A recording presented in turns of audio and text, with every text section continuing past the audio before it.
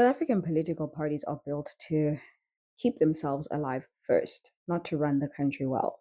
Once you understand that, many decisions start to make sense. Leaders spend more time managing internal factions than fixing national problems. Energy is wasted on conferences, court cases, commissions, and loyalty tests. People are promoted because they are useful to the party machine, not because they can deliver results. When failure happens, it is buried inside committees and talking points, and no one takes clear responsibility.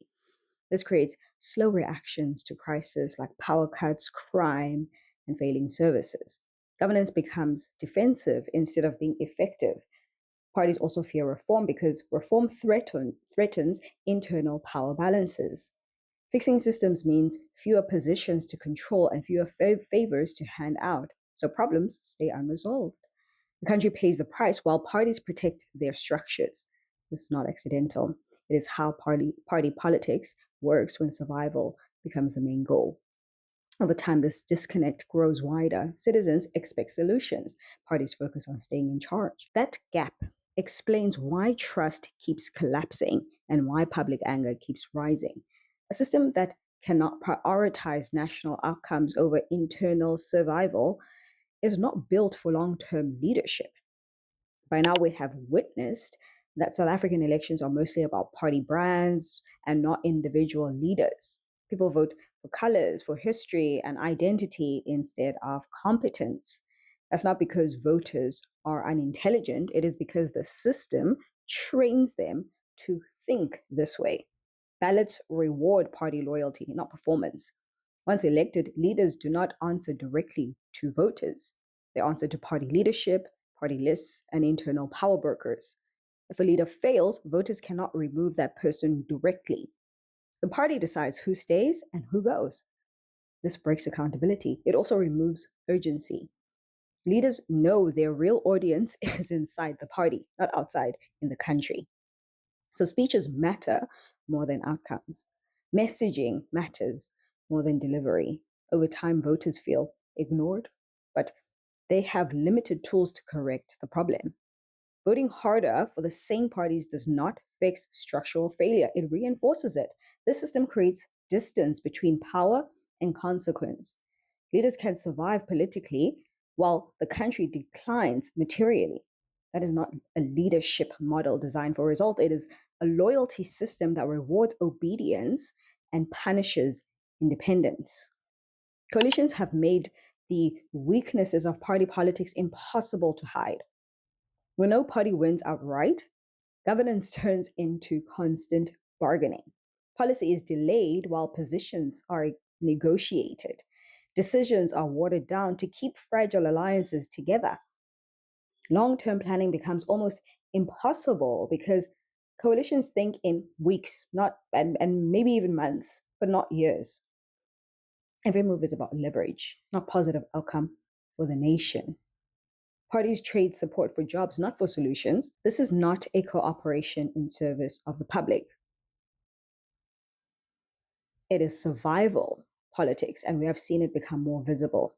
Citizens experience this as instability, confusion, and stalled progress. Basic services suffer because leadership energy is absorbed by internal deal making. Coalitions also show that many parties do not actually disagree on solutions, they disagree on control.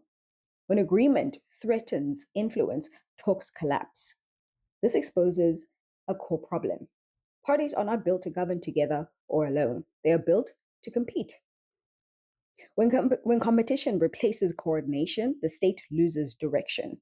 Coalitions did not break the system, they revealed what was already broken underneath it.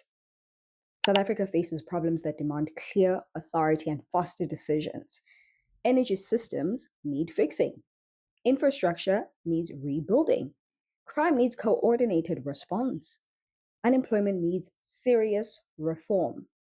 Party systems make this harder, not easier. Responsibility is spread across ministries, committees, and caucuses. When something fails, blame goes sideways. No one owns the outcome. Without ownership, there is no urgency. Leaders can always say that the process slowed them down or the party blocked them. This protects careers, but it weakens the state. Real leadership requires clear lines of responsibility. If someone is in charge, they must also be removable when they fail. Party politics blurs this line, protects individuals inside collective structures. The result then is paralysis, but it's disguised as procedure. Countries that solve big problems do not hide decision makers, they empower them and they judge them by the results. South Africa needs systems where leadership is visible, it's accountable, and it's measurable. Without that, reform remains a promise instead of a process.